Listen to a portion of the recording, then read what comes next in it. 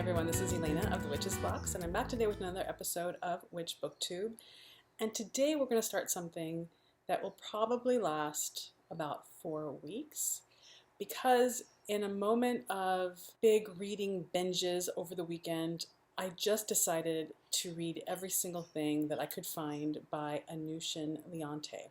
And you'll remember that this name came up a few weeks ago when I did a review on the book called Evoking Hecate. And I cannot anywhere on the interwebs find anything remotely related to a bio for this person. But there are at least about 15 books that this person has written, and I just have to read them all. I'm just in this place where they're really easy to read. They're small, they're short. You can probably read one in about an hour, less than an hour, but they are chock full of really good information that is not even remotely on a beginner level. There are a couple of things where he does address kind of entry-level basics about things like sigil work, which I will get into in the next video, but it is just so meaty and so applicable and takes you into a deeper magical realm with all of these things that he talks about that I thought I'm just going to read them all. And part of it is that I have this fantasy that when I find a writer that I love, I'm just going to binge and read every single thing that they've ever written. I haven't quite done that because I wanted to err on the side of variety. But why, right? So we're going to go on a journey for the next few weeks on all things Anousen Leonte. I wish I knew how to pronounce this name. I wish I could find anything resembling a bio. Anousen, if you're out there, reveal yourself to us because I would love to learn more. Today, we're going to cover something that is, it seems like a standalone book because there are other things that he's written where, for instance, with sigil work, I think there are at least 4 different books on sigil work that I will definitely cover because there's just a lot of really great information there. This book is a really short one. It speaks to something that might be triggering for people. So I just want to do a content warning. If you have any issues with eating disorders, this may not be the review or the book for you. If you are in a place where those triggers are manageable for you and you want to have an idea of how things like not eating or fasting may help your magic, this could be a review that you want to look at. But I just want to put that out there before I even go any further, because we'll be talking about not eating. And here's the cover of the book. Another thing about these books is that you can only find them as digital books. On Amazon, I think all of them are $2.99 each, with the exception of one that I saw that was like $1.79. They're really affordable. They're easy to download, right? So this is called The Art of Magical Fasting by Anousen Leonte. All of them are designed this way. It's not a design that I would necessarily gravitate towards, but the consistency, I really appreciate the consistency. I mean, there are things about design that I love and don't love, and you are all going to be sick of hearing about that by the end of all of this. So, all right, let's talk about the art of magical fasting. There are theories out there that relate to heightened spiritual awarenesses when you have done things like intentional fasting, and it could be fasting with food, fasting with sex, fasting with in terms of solitude, and all of it pretty much revolves around limiting the amount of external stimulus that you are receiving as you prepare to do ritual or as you prepare to do a spell or any type of spiritual working.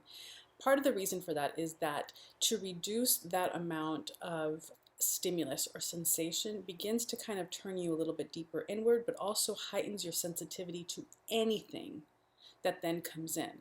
So when you apply that to things like a ritual or a spell or a trance or astral travel or meeting or evoking a deity or a spirit, to kind of approach that moment or that ritual or that scheduled spiritual working by systematically eliminating certain stimuli so that when you get there, you are like primed and you are clear and you are heightened in a way that will help you pay attention and receive more.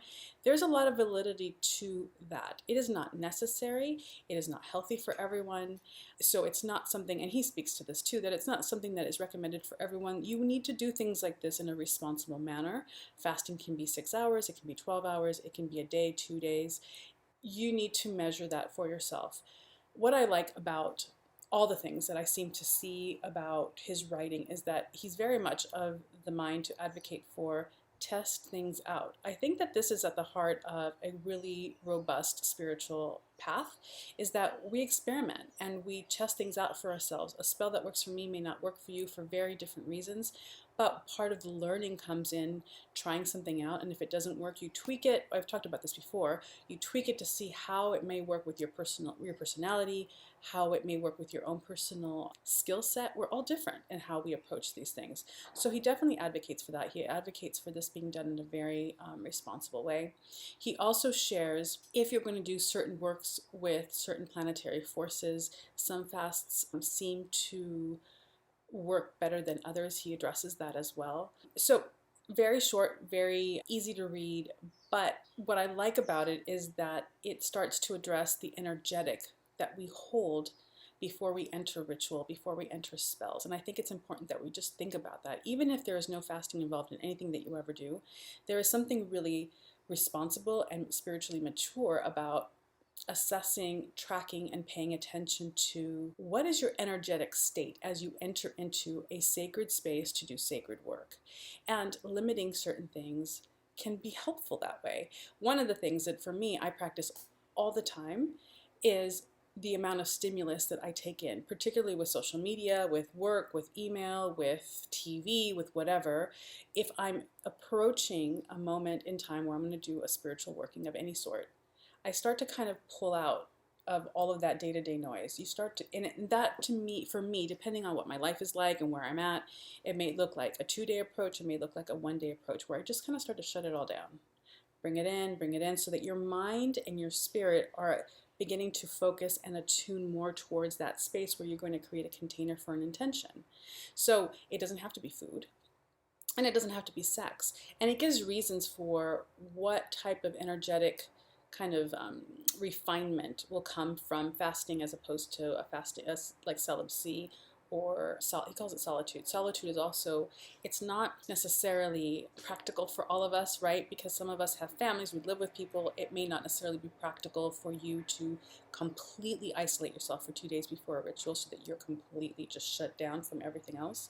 But for me, it looks like no social media. It looks like checking out in terms of how much noise I allow in so that my brain starts to kind of refine its attention. So this is a super short review, but if this is something that you're interested in, I would read it just because it kind of begins to orient you towards assessing what your energetic approach is when you do work. I really love this person. I love what they're writing.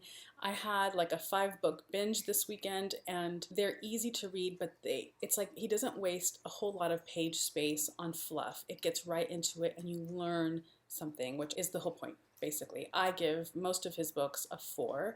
If it wasn't, I think, for the fact that this could be a trigger for some people who have eating disorder issues, I'd probably give it a 4. I think I gave this one a 3, just because it's a problematic topic. Not everyone can manage something like this in a way that doesn't spiral them into a deeper wounding, right? So we need to be mindful. Some of this is not for all of us. That's why it's really beautiful that we get to kind of taste a little bit of these different options and leave what doesn't serve us and take on what does, and start to amplify those skills and practice those skills. So I'm going to show you the front of the book again.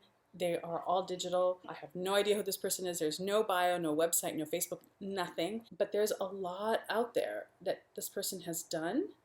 And it's The Art of Magical Fasting. It covers food, sex, and stimulus by people and things around you. I recommend it. I really do, if only just to get you thinking about the way that you begin to approach the times that you do sacred work. So there's that. We are going to be covering all of his books within the course of the next month or 2. It's going to be a fun journey. They're going to be quick and easy, but at this point, every book that I've read, I haven't read all of them yet. I recommend all of them that I've read so far. So that tells you a lot. Down below, you'll find information on the book. You'll find information on us. You'll find a way to click for information for the upcoming Witch Book subscription. And please make sure to subscribe to this channel if you haven't already. Click that bell next to the subscribe button, because if you click the bell, then you are sure to get a notification when something new shows up on the channel. Have a wonderful week. Blessings to you all. Bye.